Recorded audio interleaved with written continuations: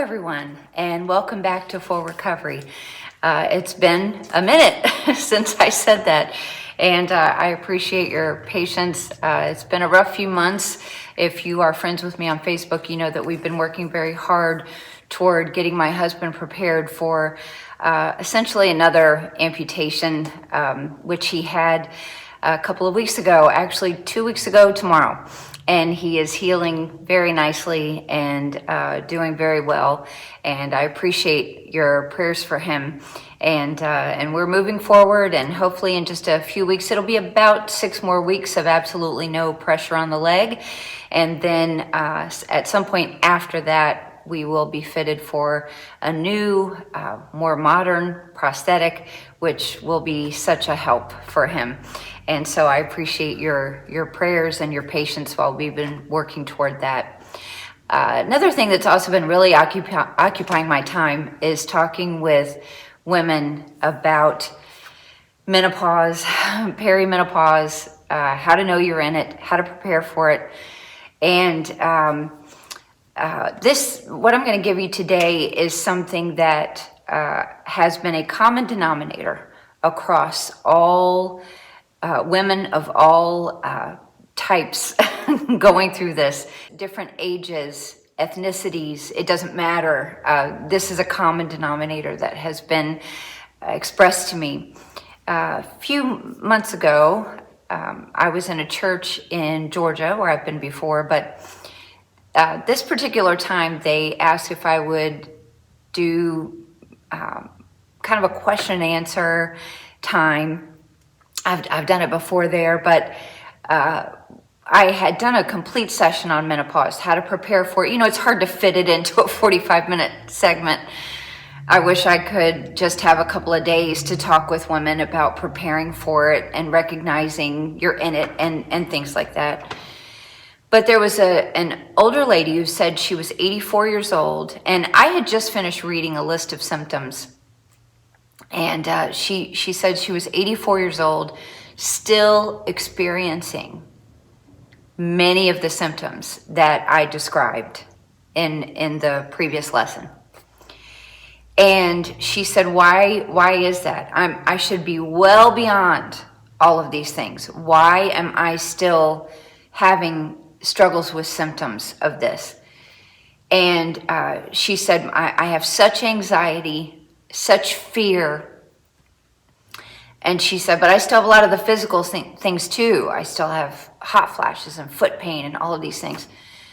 I'll be honest with you, I did not have an answer for her, and I told her that. I said, I don't know. And there happened to be a midwife at the conference that day, and I think there were 4 other nurses or medical professionals that were there, and so I just opened it up to them. Does anybody know why this lady at 84 years of age would still be struggling? No one had an answer. So I told her, I said, I will do some research. That's all I can do right now is tell you that I'll research it and see what I can figure out. Well, one thing I figured out is that there is perimenopause, which, as I've said a million times, I didn't even know it was a thing until I was in full-blown menopause. So there's perimenopause, there is menopause. And then once you are finished, typically, with your cycle for about a year, there's differing opinions about that depending on who you read.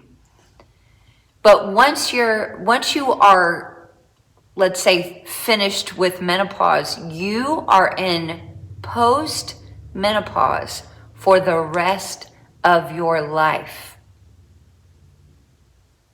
I did not know that. For the rest of your life, you are considered post-menopausal. Now, when you first hear that, you think, yeah, finished with menopause. No, that's not what that means. It means you could still experience all of the things that you have been experiencing already for decades. You are now just going to experience them however they come for the rest of your life. And I'll be honest with you, I had a good long talk with the Lord about that. because I said, Lord, when a baby girl is born, this means that she's got very little time in her life to not have physical hormonal struggles. And by the time she starts having them, she doesn't even know to appreciate the years that she had been given without it. And for the rest of that baby girl's life, from the time her cycle starts, her body is never without issues. Never without issues. And then you combine that with the issues that come from physical circumstances like childbirth, lack of childbirth. All of these things become surgeries and different things that can affect your life. And I've said it often, I believe menopause is Satan's last-ditch effort to get a woman off track. And I mean, I've seen it. I started seeing it when I was a young woman, but I didn't know what it was. I wish I had known. I wish I had been more prepared. I would have, I think, been better equipped to help. I did not know. And so, but it is a lifelong struggle. And I said to the Lord, why is that? Was that just the curse of sin to Eve for buying into what Satan said? Yea, hath God said. Was that just the curse of sin? And now we all have to deal with this for the rest of our lives? It's part of it. I believe that the other part of it is to teach us to fully rely on the Lord, to cast every struggle on Him, to cast every fear on Him. And I want to talk to you for a few minutes today about what God wants you to know about fear. What God Himself wants you to know about it so that it doesn't consume you. This little acrostic describes it so well for me. Fear is false evidence appearing real. False evidence appearing real. I've had a habit since I was newly married, to every day when I read the book of Proverbs, and of course now I've done this so many times that there's not a lot of spots for it anymore, but when I read something in the book of Proverbs specifically that talks about the home or family or relationships or things of that nature, I will write next to that verse, in my own home first. Whatever needs to be applied, whatever needs to be put into action, for me to have some admonishment about, it applies in my own home first. And things that have to do with fear and what drives us, fear is a inhibitor. Sometimes it's a motivator. If I went outside and a crazy dog started coming up and chasing me, I would be motivated to run out of fear. Fear can be a motivator, but sometimes it can motivate us in the wrong ways. And this is what I'm sensing, specifically in the last few months. So many women reaching out about being crippled with fear at this stage in their life. Fear of adult children never speaking to them again. Fear of them holding their grandchildren hostage. Now look, I will be the first one to say, so many times we create more problems because we have not healed from what afflicted us in our youth. On the whole, I feel like those of us who are Gen X, we tried to do that to the best of our ability. Now, I've been perfect at anything, but I feel like we have tried to get over the hurts that were done to us in our youth. Doesn't mean handled perfectly, doesn't mean it's completely resolved, but it means we made an effort to not pass it on. But I think today's society is telling the next generation, it doesn't matter how normal or good or whatever your home was, find fault in it so that you can be excused from having mature actions and resolving conflict in relationships. Let's just put up our boundaries. Boundaries is the code word now for I don't want to spend any time with you. I don't want to spend any time with you. I don't want to have to go out of my way to suck up anything or, to be inconvenienced. I'm just going to say I have a boundary now and put that boundary there. I mean, it's psychiatrists and therapists are getting very wealthy from this generation. But I will say that fear, if not fixed in your own home first, it makes mothers raise insecure children. And I do believe to a large degree, the insecurities that we are seeing now in our children growing up, deconstructing their faith or disentangling or whatever nice word they want to call it. I think a lot of that has come from mothers who raised their children out of fear. They didn't know what to do, didn't know which way to turn. And so some things were done in the home that maybe weren't the best. Fear makes wives produce distant husbands. Now again, we've talked at length on this channel. I don't speak to men. So I can't even admonish any man about what to do as far as, if any man wants to watch these videos and get some help for his wife, boy, wouldn't that be wonderful. But I don't go around lecturing and admonishing men.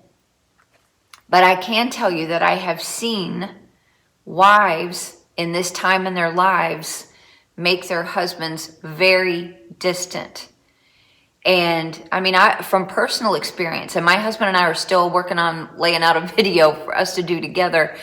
I feel like I've put that man through the ringer a few times because just things made me very anxious, fearful.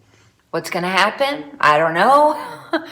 And boy, it's just, you've got to have a grip on your faith during this time. It really is Satan's last-ditch effort to get us off track. Fear makes friends alienate those closest to them. Now, I have seen this multiplied over and over and over again. At this time in life, I have seen people alienate those who genuinely love them out of fear. I have not talked about this ever in a public setting. But a few years ago, I was accused of something egregious by someone in our church, someone that was a friend. Now, this person had already begun to accuse me of little things, and I don't even want to give examples of the little things, but it was things that I could just let go. I just let it roll off. Oh, they were having a bad day. I wish they wouldn't have said that to that person about me, but, I can look beyond that. And, we would still spend time together. I never pushed her away for that. We got to the place where we had a conversation, and she said, I don't know why I'm doing some of these things. I'm really struggling in life. And I said, okay, I'm sorry you're struggling. Let me, what can I do to help you? I will pray for you. But then came the big one. And it came twice. And I'll be honest with you. Walking into church, wondering who thinks I've done this? Who's been told I've done this? When it's so easily proven untrue. That's the thing about a lot of accusations is they're easily proven untrue. And I many times, if it's just an accusation, it's just sometimes without any evidence presented to you in that moment, it's likely not going to be true. But I remember so many times telling our kids when they were little, lying, dishonesty Never, that is, you'll be punished for that. I understand if you get in a jam and you tell a lie, okay? I don't excuse it, but I understand that. It's natural. No, I didn't do that. Yes, you did. I understand that. But when lies habitually happen for things that are so easily proven untrue, that is a major character flaw. And that sets up a dishonest life. That's not just times of deceit. That is a dishonest existence. And so when this person accused me of these two, same event, but accused me twice of this horrible thing, to this day, it gives me chills, shivers to think about it, which is probably why I've never talked about it. But of course, it was in front of my husband, and my husband said, "Can you give me some proof? Can you, And of course they could not. It was very easily proven untrue that I had not done this. But I did walk into church wondering, who thinks I've done this? Who's been told? And I'm sad to admit that for a little while, I pulled back from people who truly would never have believed something like that and would have stuck up for me and probably never even heard it because of their relationship to me. And I know I'm being very vague, but that was a time of great fear for me. And of course, my husband just kept reassuring me, God is the judge. God is in control. Do not fight back. Do not go investigate. Who knows about this? Who knows? No. When the dust settles, God will take care of it. And we're going to leave this up to him. And that's exactly what we did. Was it hard? Yes. It's still hard when I think about it. I have to be honest with you. It still gives me fear. It still creates a little bit of just angst in me. And I have to immediately just pray about it and say, God, you know about all that. And I give it to you again. When it rears its ugly head, I give it to you again.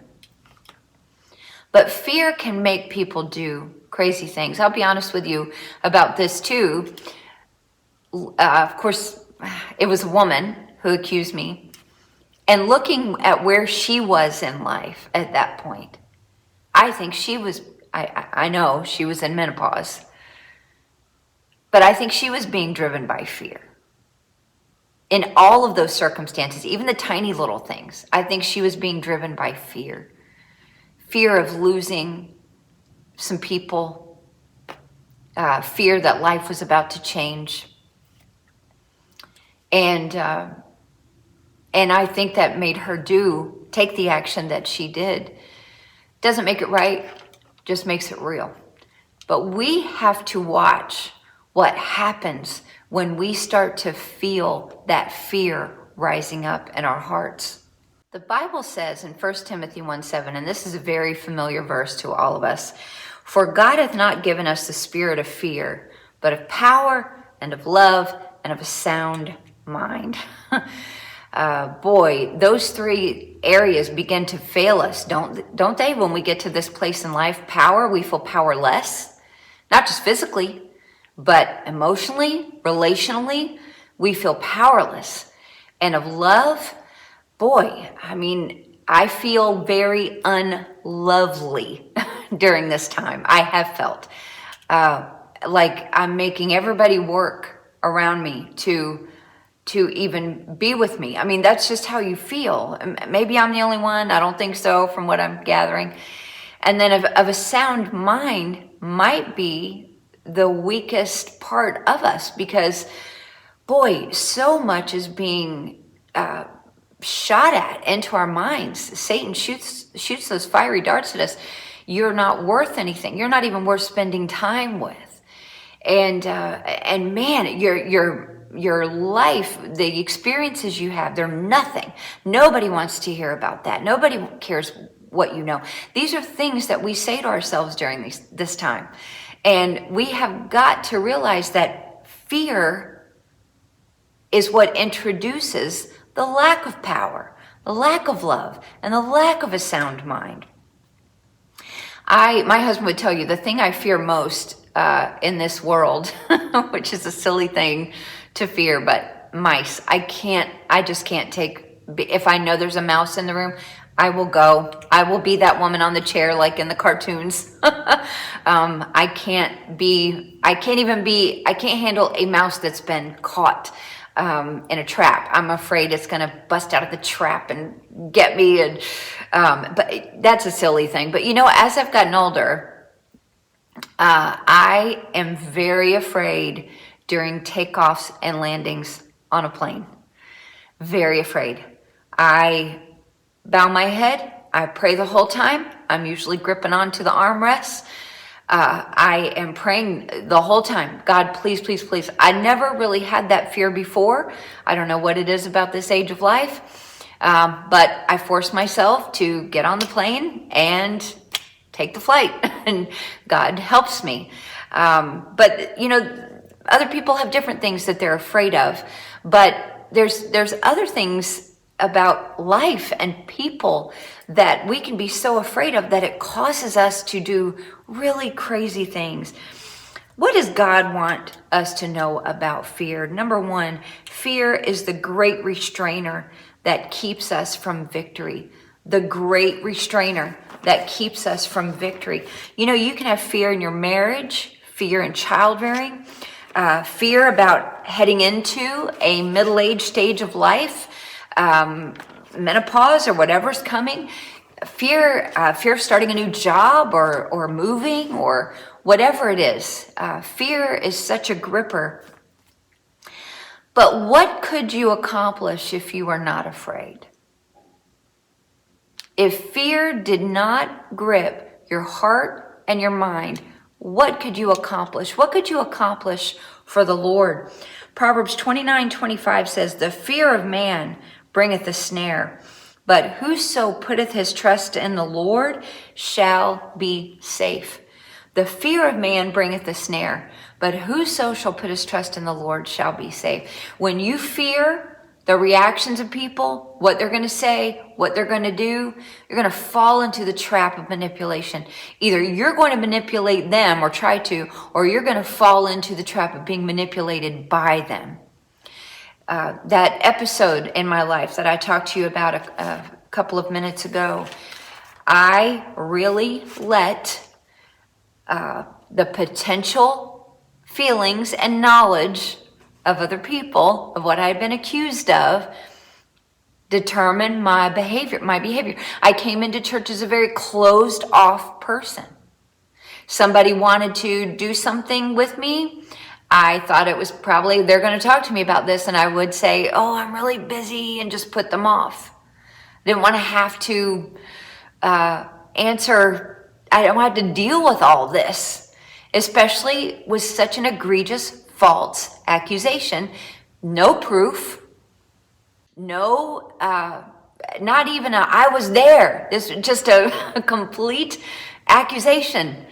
And so I did definitely manipulate my own behavior, thinking, who's thinking what? And I had to get out from under it. And finally, I just realized, who cares? God knows. God will justify me. God will protect me. God will vindicate me. And it may take a long time, but he will. and how freeing that was. But fear keeps us from victory. Ecclesiastes 7:26. Do you have fear in your marriage right now? Ecclesiastes 7:26. "And I find more bitter than death the woman whose heart is snares and nets, and her hands is bands. Whoso pleaseth God shall escape from her, but the sinner shall be taken by her." There are a lot of women whose marriages fall apart in menopause because they are so fearful of another woman. I do believe, I had somebody say to me recently, "It almost seems like you've been running scared your whole adult life, that something bad is going to happen. And I don't think that that is true. I will say this. I take the Bible very literally when it says be sober, be vigilant. For your adversary, the devil, as a roaring lion walketh about seeking whom he may devour. I take that admonishment very seriously. And I heard a preacher say a few years ago, I believe it was Pastor Clark, Satan comes to your home every night, checking to see if the door is unlocked. And he's just waiting for that night that you've left it unlocked. So I guess if you want to say, I've run scared my whole adult life, I don't think I've been waiting for something bad to happen. I think I've been vigilant, trying to keep it at bay, keep Satan at bay. And I don't regret that. Have I ever felt Satan's attack upon our marriage? You bet. And this is for another time, but not just from another woman. Sometimes an attack on your marriage comes from other men who don't understand a strong relationship between a husband and wife. That's been baffling to me through the years. That's probably been the thing in the ministry that's been hardest for me to wrap around, that there are men who would not appreciate a man having a strong relationship with his wife. But that's just been mind-boggling. But God has protected us. And if you have a marriage that has lasted decades, you should be thankful for God's protection on your marriage as well, because Satan would have loved to tear it apart long ago. Next, what does God want you to know about fear? If you possess a spirit of fear, you did not receive it from God. If you possess a spirit of fear, you did not receive it from God. Psalm 56:3 tells us, what time I am afraid, I will trust in thee. In God I will praise his word. In God I have put my trust. I will not fear what flesh can do unto me. A few years ago, this is probably 15 years ago now. I was listening to a woman speak about fear and how she had struggled with fear.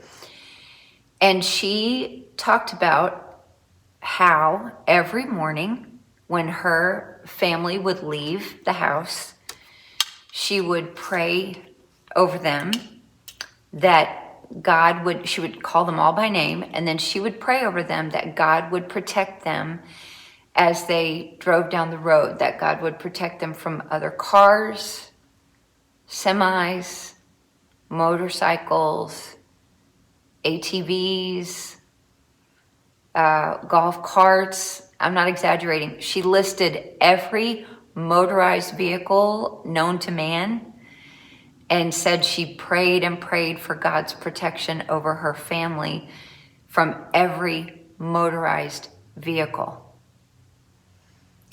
And that kind of, I don't know, I mean, obviously great, you pray, that's so great. But to have that specific of a list kind of made me feel in my heart that God is not trusted to care for the safety of her family.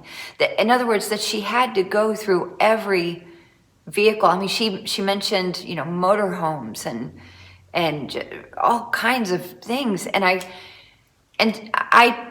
as I always do, I went to the Lord and I said, God, is this how you want me to pray for the safety of my family? Do you want me to go through every single scooters? Do you want me to ask you to protect them from scooters? Every single thing? Or is it enough that I say to you, God, I'm going to trust you today with the safety of my family? I am going to trust you to get them from A to B with absolute safety, and whatever you allow or don't allow along the way, I fully put into your hands. And then go throughout my day proceeding in that trust. I think that puts more of a peace of mind into your soul knowing that you have a God that you can trust, you're not going to be consumed by everything with a motor that might do damage to your family. Give things to the Lord, but then don't micromanage how he handles it. Trust in him.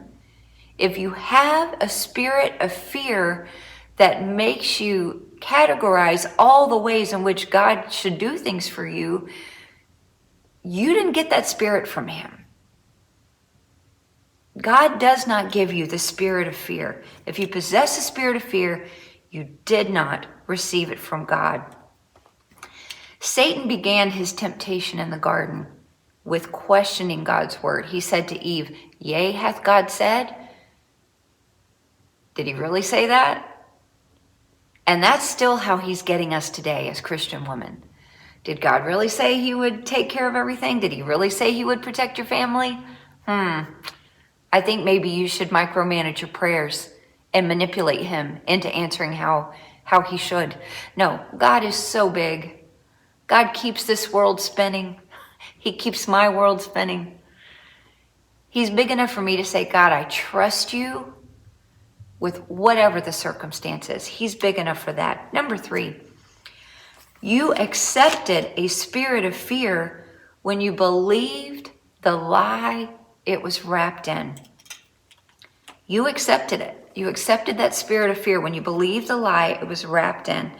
Isaiah 41:10 tells us, "Fear thou not, for I am with thee. Be not dismayed, for I am thy God. I will strengthen thee, yea, I will help thee, yea, I will uphold thee with the right hand of my righteousness." Isaiah 41 became very special to me during COVID. I really just tried to devour it, dissect it, and allowed God to guide me through it. But you know, when I was young, a young wife, I did, probably it stems from what had happened in my own family. You know, when my dad left our family and my parents were divorced. But I do remember thinking when I was a young woman, you know, I think I picked a guy that could not leave me. That's what I asked God for, and that's what I looked for. I looked for that kind of stability in a young man, and I truly believed I had found it. But do you remember when Brad Pitt left Jennifer Aniston? I remember thinking, if a woman that beautiful can't keep a man devoted to her, how am I supposed to keep a man devoted to me? I mean, she's beautiful. She is like supermodel, just out of this world beautiful. And if she can lose a man like that, how do I expect to keep mine? My mom was the most amazing caretaker of her family, her home. My dad. And if a woman like that can lose her husband, how can I expect to keep? And that really got in my mind for a little bit when I was younger. And God had to really teach me, you rely on me, you stay close to me, and you can fully trust that your husband is going to stay close to me. And when both parties stay close to me, neither one abandons the other. And I found such strength and peace and stability. God will uphold me with the right hand of his righteousness. Now unto him that is able to keep you from falling.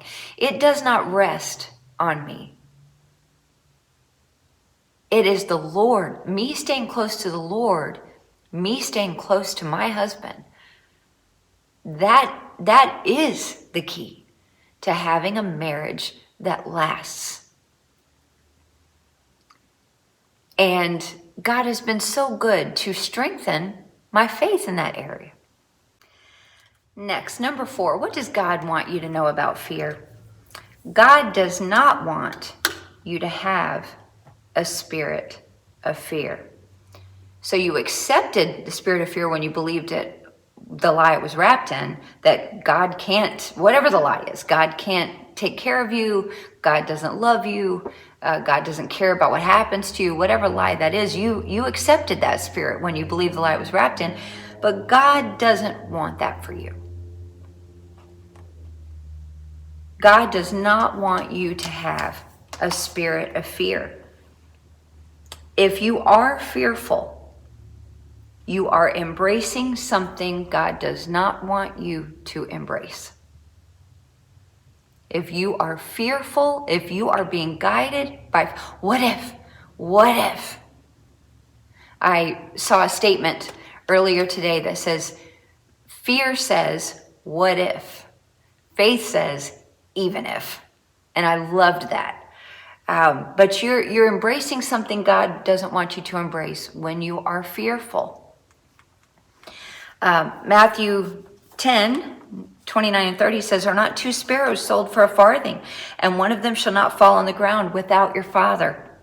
But the very hairs of your head are all numbered. My husband always says God specializes in pertinent information. Pertinent information to God is knowing how many of my hairs on my head are still remaining after I brushed it this morning. I had a lot come out, but he knows how many are still remaining. And if he knows that, he knows it all.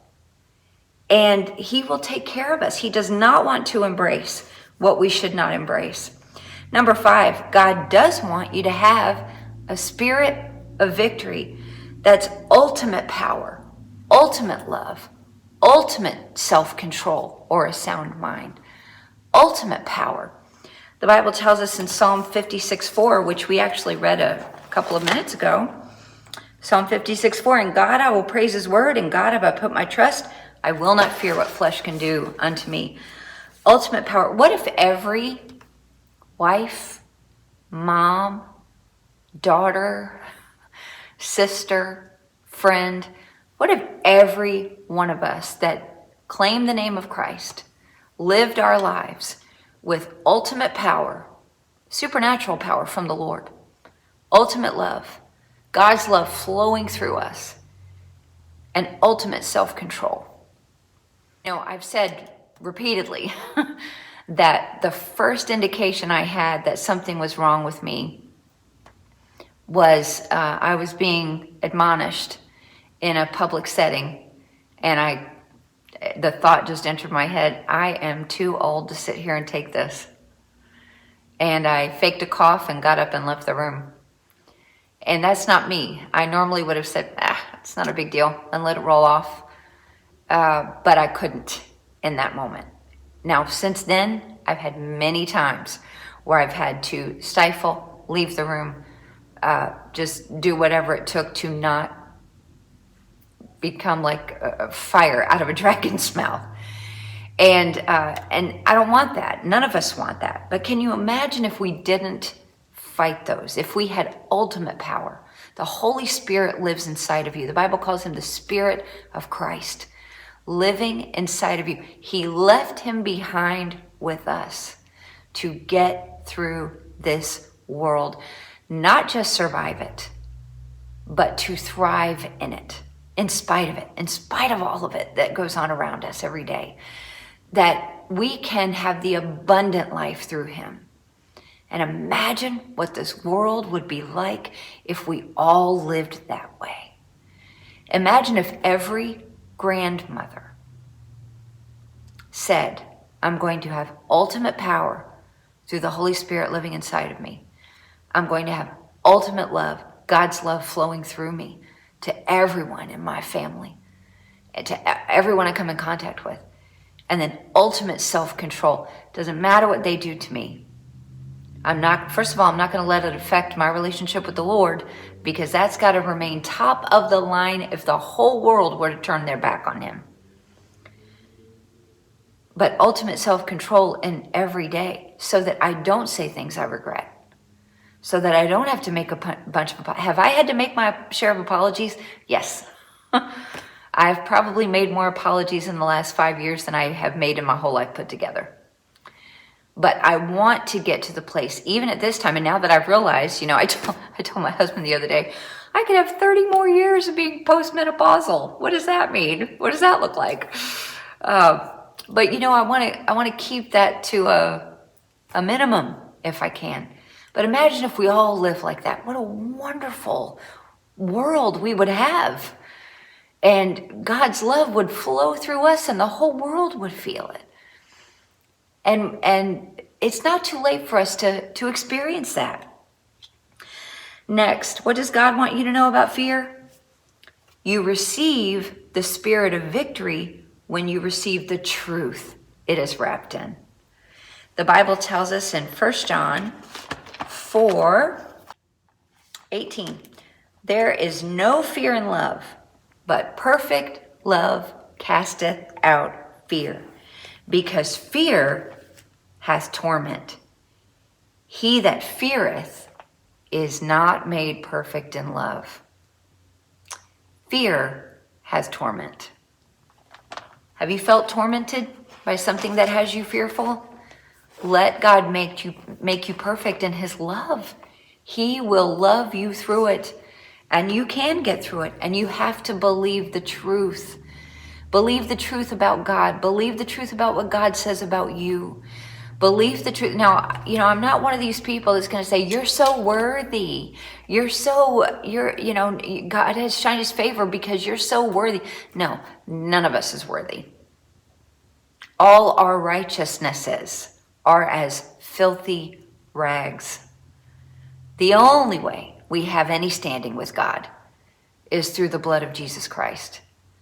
And I read a statement the other day that, I'm probably going to butcher it, but it says something along the lines of, the blood that Jesus shed on the cross would never align, never endorse the sin he died to pay for. And wow, that hit me like a ton of bricks. What do we justify? Fear, when you're not trusting the Lord, that's sin. Whatsoever is not of faith is sin. And Jesus does not want his shed blood for you on the cross for you to align that with your faith. It doesn't mix. It's like oil and water. So let God give you the peace through his love that you need to have guiding you through life. Believe the truth no matter how difficult it is. Believe the truth no matter how difficult it is. God loves you. I have a very dear friend in our church who said, because of the way she grew up, it was when she first heard my husband preach about how much God loved her, it was hard for her to wrap her brain around that, because she had just grown up thinking, you're so bad, you're so bad, you're so bad. But God does love you. It's only through Jesus. It's not anything we've done ourselves.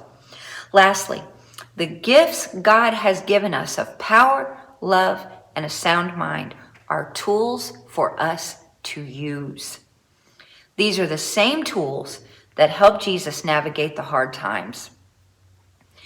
When Jesus was facing crucifixion in the garden, he was praying, right? And, he says to the disciples, you couldn't even watch with me 1 hour? And so many times that has convicted me, that thought of, could I even pray 1 hour for God to give me enough love and power and sanity to face the day? Is that worth an hour of my investment of time with the Lord? Well, sure it is. I think the vast majority of Christian women, though, probably aren't even spending a minute asking God. I remember years ago hearing Marlene Evans say that she would ask for a raise of hands in a crowd. And I was actually there one time when she did it, of how many women consistently have a time with the Lord every day, and very few hands would go up. And she would ask women, could you commit to 2 minutes a day? 2 minutes could you spend with the Lord? And I remember thinking, is it any wonder we have no power? She's got to beg us to spend 2 minutes with the Lord. We are inept as Christian women. We don't know how to tap into the resources that Jesus did, but he was our example in all things. And if he did it, that's surely how we're supposed to do it. Psalm 27, what a chapter, what a psalm. The Lord is my light and my salvation. Whom shall I fear? The Lord is the strength of my life. Of whom shall I be afraid? When the wicked, even mine enemies and my foes, came upon me to eat at my flesh, they stumbled and fell. Though an host should encamp against me, my heart shall not fear. Though war should rise up against me, in this will I be confident. One thing have I desired of the Lord, that will I seek after, that I may dwell in the house of the Lord all the days of my life, to behold the beauty of the Lord and to inquire in his temple. What a beautiful, beautiful verse, teaching us how to put our trust in the Lord and not to put our trust in our own fear. You know, sometimes as women, it is so easy to let our identity be defined by the bad things in our lives. I've known women whose husbands were not saved that, I don't know what word to use to describe it, almost relished that was their identity. Oh, my husband's not saved. And you know, that husband would get saved and that identity was taken from them. And immediately it was like, oh, now what do I have? They almost became unsure of themselves as people, you know, instead of rejoicing that the husband got saved and came to know the Lord. It's astounding that we find our identity in so many things outside of Jesus Christ. Your identity is not found in what has happened to you. It is found, or what has not happened to you. Your identity is found in what has happened in you. And that is Jesus Christ in you, the hope of glory. I've told you so many times about the 4-word mantra that I have used in my life to just help my own self. And that is breathe, feel, pray, and heal. And at this time in our lives as women, we need this now more than ever. If you are a teenager and you happen to be watching this, please ask God to show you areas where you need his help, you need healing, you need his guidance. Hormones are raging, and ask God to help you know what to do. It is the design of God that forces us to go through this. So surely he can help us. If you are a young woman entering adulthood, maybe college age, young adult, you've got a lifetime of preparation, especially if you've been watching these videos, because I'm doing my best to get it out there to prepare you. This is coming for you. Prepare yourself. Make sure you've got all the ammo in your arsenal that you need. If you're a young mom or entering that 30s decade, please get your bearings spiritually. You are going to need it for the onslaught of Satan that will come when these things are racing in your mind. It is Satan's last-ditch effort to get you off track. And if you're in the throes of it, you're like, perimenopause, oh, I think I'm past it, not sure. Or if you're like me, that you never even heard the word till you were already in full-blown menopause. You're breathing, there's oxygen coming in your lungs. Get your bearings daily. And I would advise you, get them in the morning. Meet with God in the morning when you can have the peace and the stillness before the craziness of the day begins. Let God give you ultimate power, ultimate love, ultimate self-control, so that you can face life's events with the security that he is with you. If you find yourself in a situation, I've dealt with a lot of women like this recently, where you have a husband or had a husband, you have children or you had them at home, and now you are very isolated, you are alone. Please know that you are not. Reach out to me. Reach out to someone. If you are in a good church, please don't leave your church at this time. You need those women around you.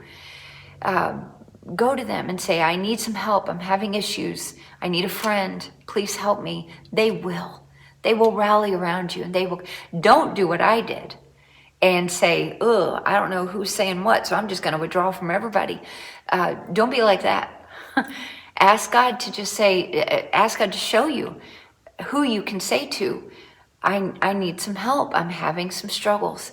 They will pray with you. I will pray with you. If you send me a message and say, I'm struggling, please pray with me. I will. And we're going to get through this together. You're not alone. You may feel like you're alone. If maybe this is the first video of mine that you're seeing, go back a couple of episodes and watch those videos where I give all of the symptoms that I can possibly discover that would help you. There's pushing 200 different symptoms of things that you could go through potentially in menopause. So, but get familiar with that, and then do what it takes to get your faith strong so that you don't give in to the crippling fear. Fear sabotages relationships. It sabotages dreams and goals. What could you do with your life right now if you weren't afraid? Thanks so much for watching. And it won't be so long, and we'll be back with the next one. I love you all. Have a great week.